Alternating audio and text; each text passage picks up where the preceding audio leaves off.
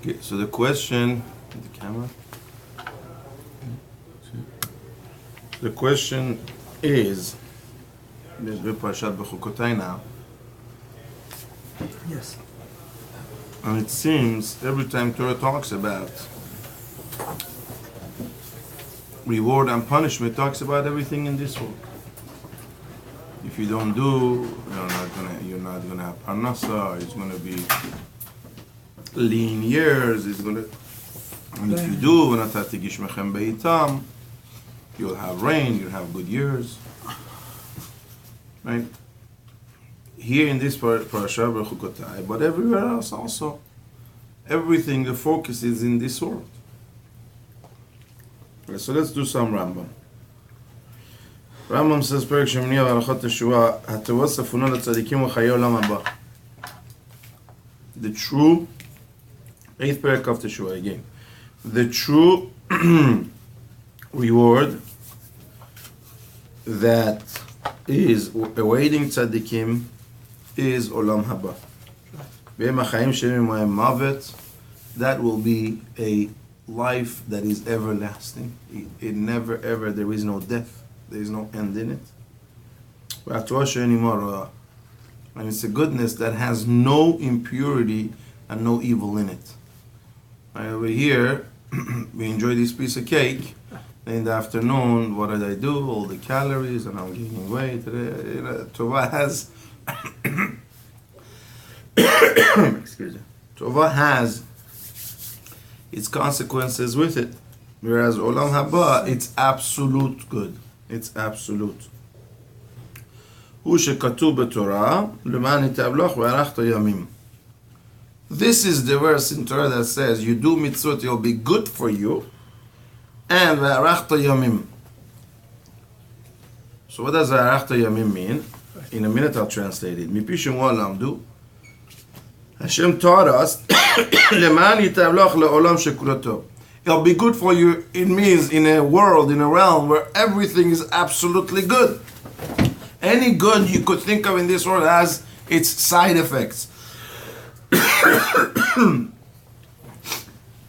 You're successful. Then all of a sudden you have a lot of people that are your detractors, they're jealous, they start fighting against you. You have to watch out. Any goodness in this world has its side effects. So when it says it'll be good for you, it cannot mean this world. It will be absolutely good for you. And the second phrase that I did not translate, Arachta Yamim Le'olam Shekula Aroch. After Yamim, it would be wrong to translate, and you will have longevity. It means you will have absolute longevity. That means you will be immortal. Le'olam shekulo aruch. Le'olam shekulo aruch. A world, a realm, where it's absolutely endless. That's what it means. Le'man itav lach. Good, absolute good, long, absolute longevity. So therefore, he cannot be talking about this, or he's talking about Olam Haba. That's what Rambam says. That's where Olam Haba is mentioned in Torah. Sechat tzaddikim in that world, the reward for tzaddikim is sheizku lenoam zeh, that they do get this goodness. What is the punishment of Reshaim according to Rambam? There's no real punishment. That is the biggest punishment there could be. They missed this opportunity. That's the biggest opportunity ever. No punishment, no fires of hell. No, these are all, according to Rambam, right? Missing out. Their expressions are allegorical to tell us how that pain will feel, the pain of missing out on this absolute goodness, right?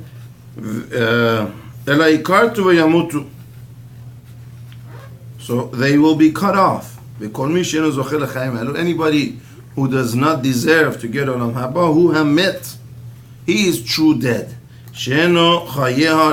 Because his life is not eternal. His life is not absolute. But he will be destroyed. This is what the translation of the word karet. Karet means he will be cut off from that opportunity to be eternal and immortal.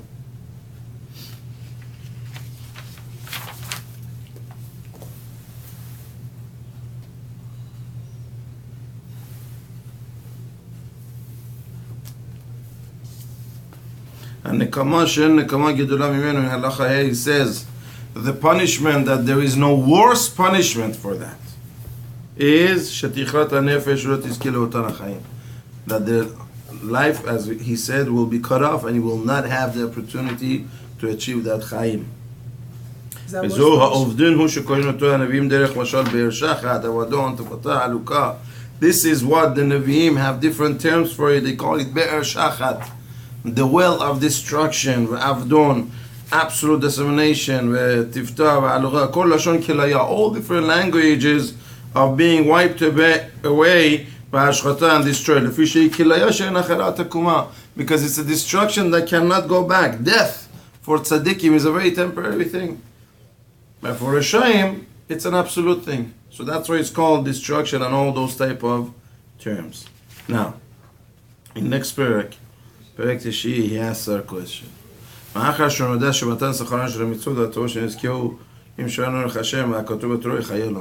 told you, the reward for doing mitzvot is Olam Haba.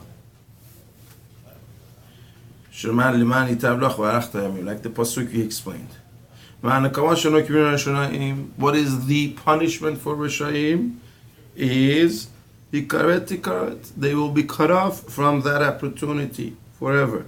So what is this? Shekatuv bechol Torah kula. Your question. So throughout Torah, from beginning up to the end of Torah, we see not like that.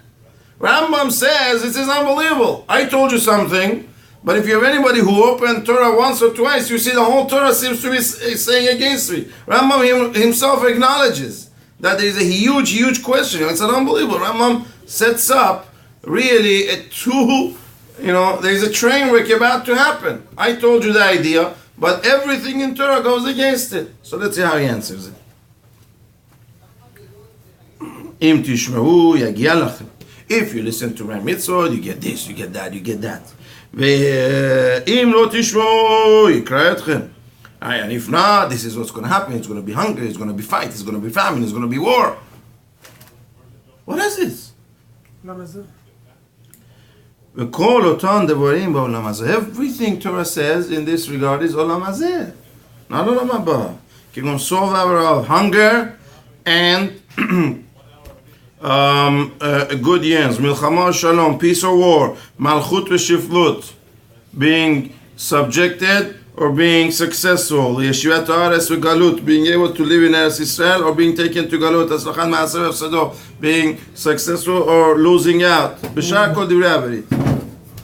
Kol otan hadevarim emet hayu v'hiyu. He says you should know everything mentioned in Torah is absolutely true, and it will be like that. It will be like that. It doesn't go with what he said, so let's see the explanation. When we do mitzvot,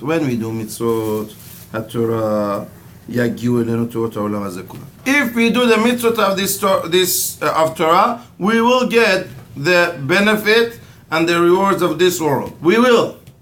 And if chas v'shalom we do not keep the mitzvot,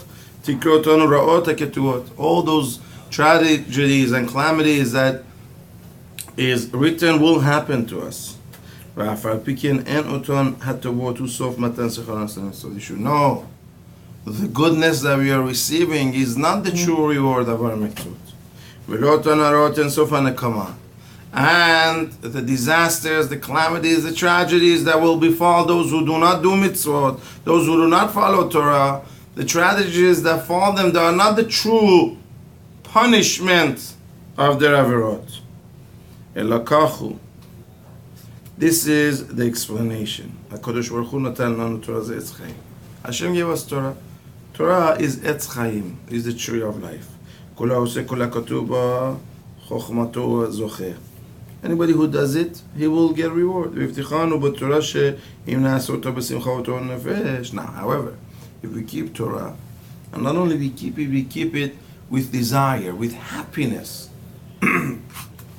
with true will, nehegeh b'chokhmata tamid, we seek the Chokhmah Torah, sheyasir hamachzigim et yadenu la'asot Torah.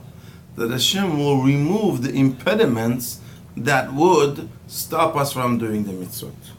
Kigun sova v'shalom. You're doing mitzvot. If you don't have a good parnasah, you have to look for a livelihood 20 hours a day. You won't have that much chance to do mitzvot, to learn Torah. So since you're doing it, I give you the opportunity. Right? Shalom. If you have war, you won't have peace of mind to sit down and do the mitzvot and keep Torah. So I give you that. Right? So all our time is not taken up by only physical pursuits. If you start doing the way you should be doing, Hashem will give you the blessing. That's not the reward. You know what that is? I have a friend here, he comes and learns with me. He said he has a bunch of salesmen. They sell his products to different buyers. So there is one of them that is really knows what he's doing. He sells like 4 or 5 times my other salesmen. He knows how to do it. He knows where to go, what to do. So he says, eventually, I said, you know what? I'll get you a car, company expense. I'll pay for the car. I'll pay for the insurance. I pay for the gas. You just go sell. So the other things are, the other salesmen are like, why is it fair? He gets all his commissions. On top of that, he gets a company car. He says, but I'm not doing it for him. That's what he told the other person. I'm doing it for me. It's worth it for me to pay for the car, so he doesn't have to walk between one. It's all downtown, so it could be done by walking. But it's better. He doesn't have to walk, because the time that he walks, he makes another deal for me. That makes sense for me to pay for the car. So that's what it is. It's not unfair to the other salesman. The other salesman, kol hakavod, you sell, you get your commission. But are you such a good salesman that if you sell extra 2 people that you may get to during the day, it's worth it for me to get you a car? No. The 2 extra people you would have gotten to if I get you a car does not cover the cost of a car. But this person, it covers and more. It's worth it for me. I make more money. So that's what Rambam says. This is what Parashat Bechukotah is all about. If you do mitzvot, we're not talking about reward and punishment. Reward and punishment is in the world to come. If you do mitzvot, I make it easier for you. I'll pay you for the company car. If you don't do mitzvot, why should I pay for the company car? Walk. That's right. Walk. So you work. So if you're not doing my mitzvot, so a livelihood is hard. He has to work 20 hours a day to make a livelihood. Why should Hashem intervene? If we do mitzvot, he said that's a very interesting clause that he puts, the qualification, with happiness, with joy. If you do mitzvah with joy, so Hashem will make your job easier. He'll send bracha your way. So therefore you have peace of mind, to learn Torah, to do mitzvot. So this way you'll come to Olam Haba, which is the true reward. That's why he says, after he tells you all these consequences, not punishment and reward. It's a consequence. You do the mitzvot, I'll pay for the company car. So then it says, it's fair. Like I just explained by this friend of mine.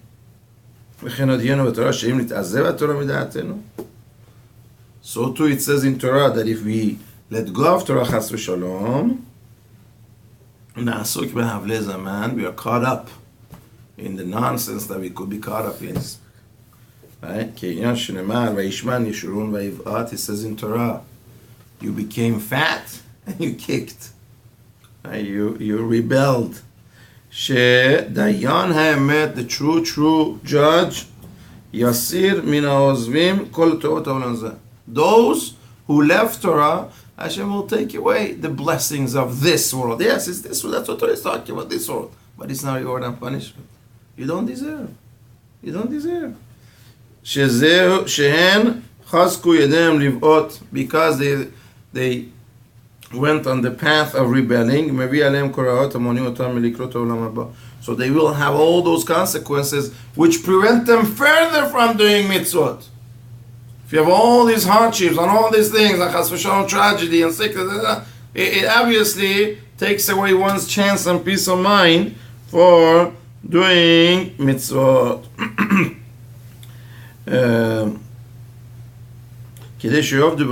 So this will help them to go in the path. They wanted to go the path of disregard for Torah, so Hashem let them be drowned and destroyed in their evil ways. Hashem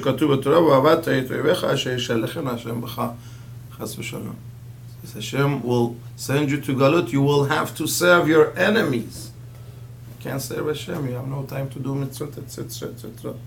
Right? Or another pasuk, why? Because you did not serve Hashem with joy, with a good heart, merov kol, when He did give you the blessing. One more line. Everything that He says Torah, that He said Himself from the beginning to the end of Torah, His explanation is like this. If you keep Hashem's Torah with joy, He gives you brachot, and He removes kelalot. So you will have the ability, you will have the time, the peace of mind to do Torah. So you will get olam haba. So the upshot is, the end result is that one who does keep Torah is zocheh le-shenei olamot, has both words.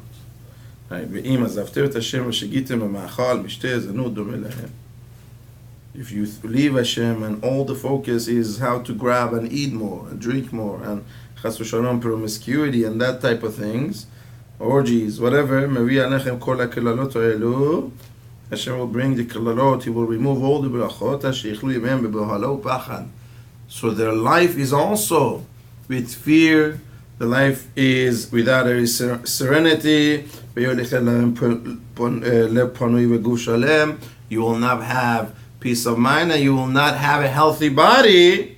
To be able to do the mitzvot, even if you wanted to do them, which is with the upshot is eventually they don't even get on Amma.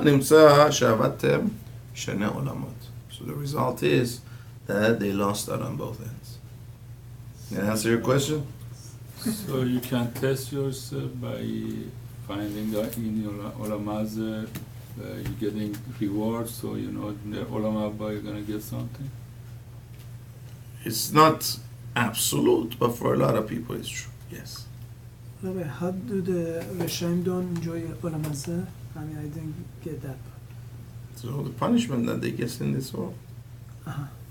So they don't get it. Yeah, they don't. So now, but we see that they do have. So that means before Hashem. So now there's more here. Just learn for to this.